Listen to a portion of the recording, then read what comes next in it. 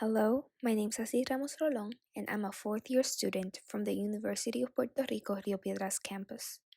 I'm currently researching at Dr. Carmen Maldonado Vlares' lab, and I'll be presenting my research project titled The Interaction of the Endocannabinoid System and the Serotonergic System and its Effect in Voluntary Wheel Running in Depression-like Behaviors in Rats. First off, I would like to start with some background information so that we're all on the same page. Studies have shown that exercise increases endocannabinoid serologic concentration, meaning that the endocannabinoid levels rise in our blood when we exercise. Endocannabinoids are endogenous, so our body produces them, ligands of the cannabinoid receptors. Other studies have reported that exercise also increases serotonin concentration in the hippocampus and the cortex. Both structures have been associated with various mood disorders like depression. It has been demonstrated that the dorsal raphe nucleus serotonergic neurons project to the hippocampus and medial prefrontal cortex. And also, in these structures, there is an expression of the CB1 receptors. In addition, studies have shown that an alteration of the firing activity of serotonergic neurons in the dorsal raphe nucleus may induce changes in the endocannabinoid signaling. These last 2 points demonstrate an interaction between the endocannabinoid system and the serotonergic system. Here, this figure shows a serotonergic neuron from the dorsal raphe projecting two dopaminergic neurons in the ventral tegmental area, which projects to a neuron in the nucleus accumbens. Here we see that a co-release of serotonin and glutamate from the dorsal raphe serotonergic neuron to a dopaminergic neuron in the ventral tegmental area activates dopamine release from the dopaminergic neuron in the ventral tegmental area to the neuron in the nucleus accumbens. And why is this important? Well, the motivation to do exercise is associated with the activation of the ventral tegmental area mesocortical limbic dopaminergic neurons.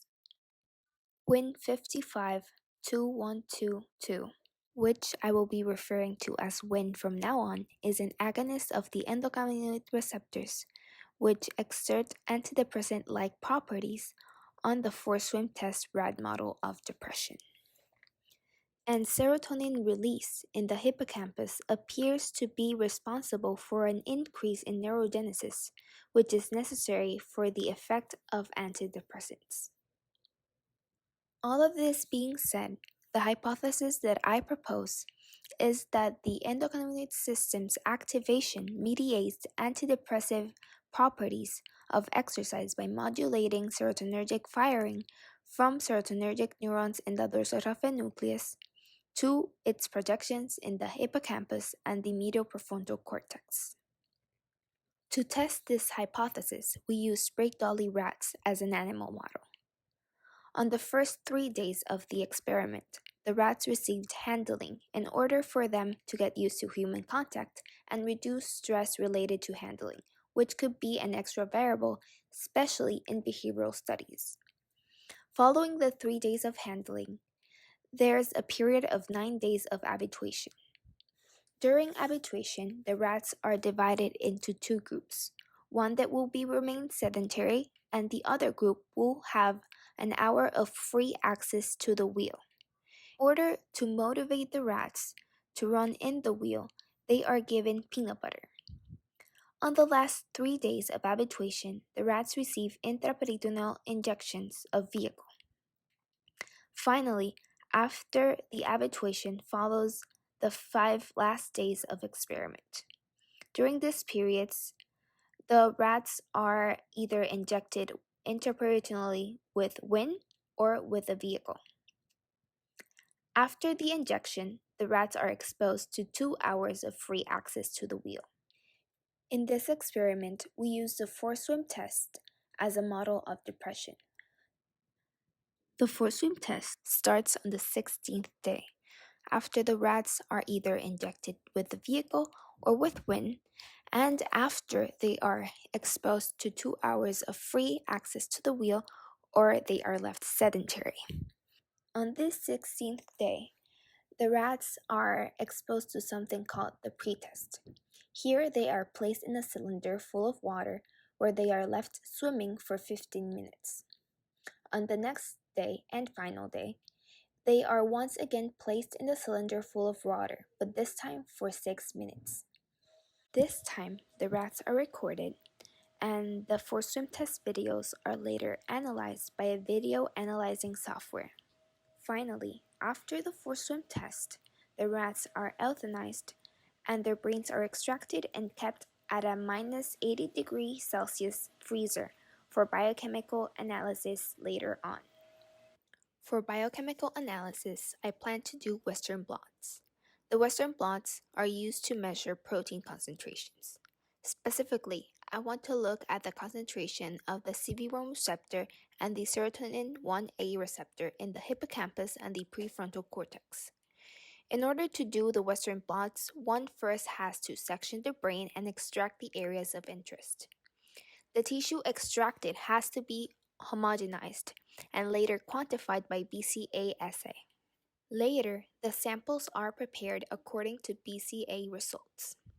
The samples are run through gel electrophoresis. After gel electrophoresis is run, the samples are transferred to a membrane. This membrane is treated with antibodies specific to the protein, and the results are bands. The more intense the bands, the more protein concentration the sample has. Now, I will be presenting my preliminary results. In this graphs, on the x-axis, we will see the treatment, and on the y-axis, the time in seconds. It is important to note that the more swimming, the less depression-like behaviors is interpreted. And for floating, it's backwards. The more floating, the more depression-like behavior. If we look at the figure on the left, we will see a significant difference when we compare the rats that received vehicle. The sedentary rats spent less time swimming than the rats that exercised, meaning that the rats that exercised and received the vehicle exhibited less depression-like behavior. In this figure, there are no more significant differences. Now, if we look at the figure on the right, similarly, we'll see a significant difference in the rats that received the vehicle. The sedentary rats spent more time floating than the rats that exercised. Again, meaning that the rats that exercised and received the vehicle exhibit less depression-like behavior. Again, there are no other significant differences on this graph. Now, to conclude, my expected results are that the rats that received WIN and exercise will exhibit less depression-like behavior when compared to the other groups. And the CB1 and serotonin A receptors will have higher concentrations on the hippocampus and the medial prefrontal cortex of rats that received WIN and exercised. Finally, I would like to thank my mentors Dr. Carmen Maldonado Vlar and Wilkinson Norce, the lab members, the University of Puerto Rico, and the NeuroID program for giving me the opportunity to develop my own project. And finally, I would like to thank you all for your time. And are there any questions?